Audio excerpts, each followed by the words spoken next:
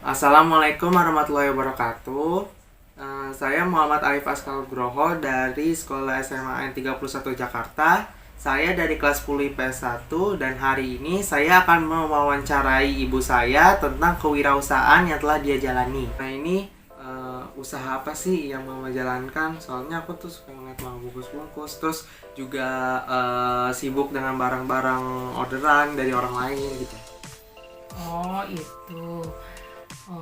Sebenarnya sih mama, kan kamu tahu mama suka masak, suka bikin kue, suka bungkus-bungkus paket. Sebenarnya ya itu sampingan usaha. Kalau yang kue itu namanya jenis kuliner.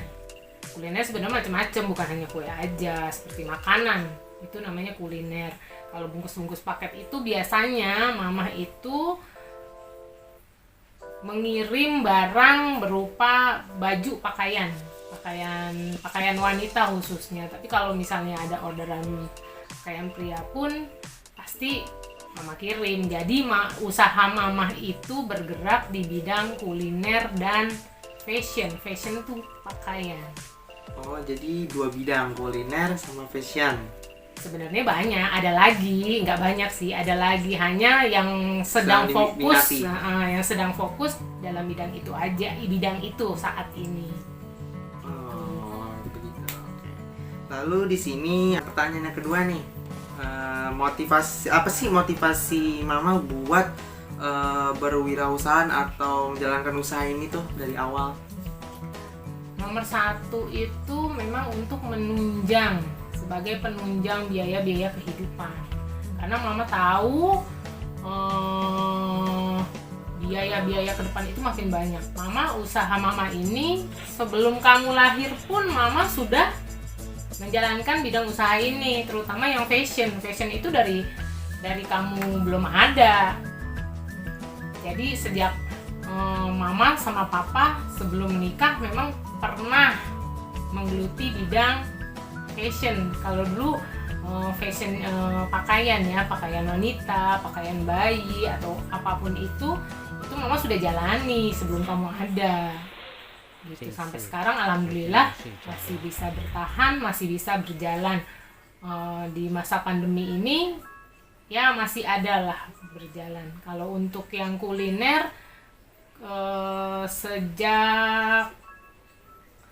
sejak dulu sih udah juga ya, terutama sejak menikah sama papa, mama bisa masak, mama bisa bikin kue, punya kesempatan, punya waktu, jadi ya mama bikin gitu. Oke, terus di sini ada pertanyaan yang ketiga, keuntungan menjadi wirausaha atau keuntungan mama selama berusaha selama ini apa aja sih? Keuntungannya nomor satu, waktu. Kalau kita usaha sendiri, kita bisa ngatur waktu kita.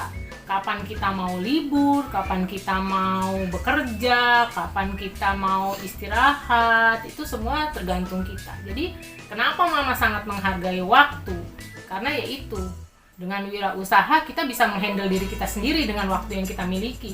Semua orang punya waktu yang sama, 24 jam satu hari. Tapi kita bisa menghasilkan karya yang berbeda-beda Dan sesuatu yang bermanfaat. ya, tentunya bermanfaat. Nomor satu untuk keluarga, yang kedua kita bisa tahu keadaan finansial ekonomi kita sendiri, kita bisa berdiri di kaki kita sendiri, kapan kita harus jalan-jalan, kapan kita nanti harus mengerem belanjaan, jadi kita tahu gitu loh. Di saat apalagi di saat pandemi seperti ini, banyak orang yang berkurang jauh pemasukannya. Alhamdulillah dengan adanya usaha, mama tetap bisa berjuang, tetap bisa Menyeimbangkan ekonomi. ya, keseimbangan ekonominya tidak terlalu parah gitu. Walaupun memang pengeluaran pasti berkurang, tapi masih tetap berdiri, itu sesuatu yang wow banget kan, Bisa yang dibanggakan. sesuatu yang ya kita bisa bertahan gitu di tengah badai, guncangan badai. Itu kan sesuatu yang alhamdulillah kita harus mensyukuri itu gitu. Sangat-sangat bersyukur, harus sangat-sangat bersyukur Lalu di pertanyaan yang terakhir, yaitu kendala menjalankan usaha itu apa aja sih? Usaha mama tuh selama ini pasti punya kendala. Jadi, dan bagaimana cara menyelesaikan kendala itu supaya usahanya tetap berjalan lancar? Ya, kendala itu banyak ya. Apalagi dari zaman ke zaman itu aturan selalu berubah, segala sesuatu berkembang dengan pesat. Nomor satu kendalanya mama harus mengikuti nih perkembangan zaman, mengikuti nih tren-tren fashion. Tapi nggak semudah itu mengikuti terus kita ikut-ikutan. Itu nggak mudah seperti itu. Kita kan harus mencari celah kesempatan satu marketnya, bagaimana kita mau jadi target pasar kita tuh mau yang seperti apa. Mama harus belajar lagi. Segala sesuatu tuh memang belajar lagi dan belajar lagi. Makanya kita sebagai manusia jangan berhenti belajar. Karena kalau kita berhenti belajar ya ketinggalan. Kalau mama berhenti belajar berarti kan mama udah ketinggalan jauh. Sekarang mama harus belajar gimana memasarkan produk mama. Nggak gampang begitu. Gimana produk mama tuh kelihatan menarik. Bagaimana orang tertarik dengan produk kita. Bagaimana kita mempromosikan. Nomor satu itu kendalanya. Kendalanya ilmu ya. Belajar. Ilmu kita nggak boleh ketinggalan. Harus update. Yang kedua perizinan berdasarkan produk kita. Kalau untuk pakaian atau fashion mungkin alhamdulillah udah ada di marketplace, udah ada di e-commerce barang mama. Jadi mama tinggal nunggu orderan aja. Makanya mama suka bungkus-bungkus, suka ini karena memang alhamdulillah itu ada orderan masuk. Itu untuk yang fashion, pakaian ya. Kuliner Kalau yang kuliner memang ternyata kendalanya lebih berat lagi tentang perizinannya karena harus mengurus beberapa persyaratan. Apalagi kalau mau meningkatkan produk kita di pasaran yang lebih tinggi lagi seperti e-commerce. E-commerce itu kan berarti produk kita ada di mana-mana, dipajang di mana-mana gitu kan, salah satu aplikasi gitu kan. Nah, itu memang persyaratannya agak lebih tinggi, proseduralnya lebih panjang, waktunya susah. Ya bukan lebih susah, proseduralnya lebih panjang, berarti kan memakan waktu lebih banyak. Sedangkan waktu kita tetap 24 jam. Kadang-kadang menunggu antriannya aja berapa puluh juta.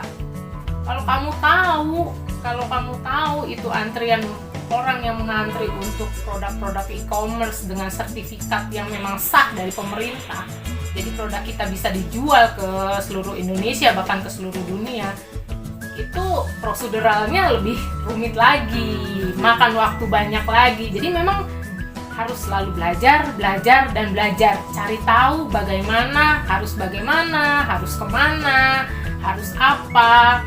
Jadi memang hidup itu harus selalu belajar. Bukan kamu aja yang belajar sekolah. Mama juga masih belajar. Tahap ini mama masih belajar. Semuanya harus kita pelajari supaya kita dapat mencapai tujuan kita. Gitu. Tujuan kita apa sih? Untuk menjadikan kehidupan kita lebih baik toh. Nomor satu itu. Yang kedua, pendidikan anak-anak. Seperti kamu, adik kamu. Mama mau lebih baik lagi. Makanya kenapa mama belajar supaya kamu tuh bisa melihat mama aja belajar yang udah tua, gimana kamu gitu. Jadi kamu harus rajin belajar juga, belajar dari orang lain, belajar dari siapapun, ambil semua yang positif gitu.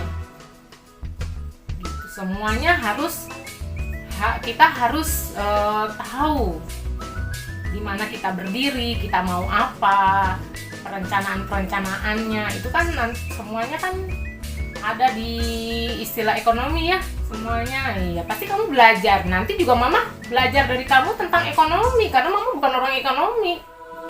Mama hanya memproduksi saja. Berusaha memproduksi, berusaha mencari market tuh pasaran. Apa sih pasaran sekarang itu yang lagi disukai sama orang-orang? Orang tuh mencari apa sih? Kebutuhannya apa sih? Lagi kalau waktu pandemi ini ya, pandemi ini pasti orang mencari sesuatu yang dibutuhkan, bukan yang diinginkan. Yang jelas itu kamu harus mengerti, harus bisa mencari kesempatan di bidang apapun gitu, bukan tentang dagang berdagang aja. Jadi itu yang bisa disampaikan. Terus ada nggak nih pesan moralnya dari semua ini? Ya, yang pasti belajar, dan belajar. Waktu kita sama. Semua orang, setiap manusia di dunia ini mempunyai waktu sama, 24 jam. Tapi dalam 24 jam itu kita bisa menghasilkan karya yang berbeda-beda. Jadilah diri kita sendiri, jadilah yang terbaik, baiklah apa yang ingin kita raih. Tentunya dengan usaha dan doa. Semua tergantung dengan kita. Kita bisa merubah nasib kita asal ada kemauan dan doa. Jangan lupa ikhtiar, ya jangan lupa doa sama Allah tuh lebih penting. Minta ridhonya Allah. Segala sesuatu kalau Allah ridho pasti kita dijamin kemudahannya, diberi jalannya, semuanya akan mudah, insya Allah. Begitu. Jadi kamu harus rajin belajar. Sekian dari saya. Semoga dengan video ini dapat membuka wawasan kita semua. Sekian dari saya. Saya akhiri. Wassalamualaikum warahmatullahi wabarakatuh.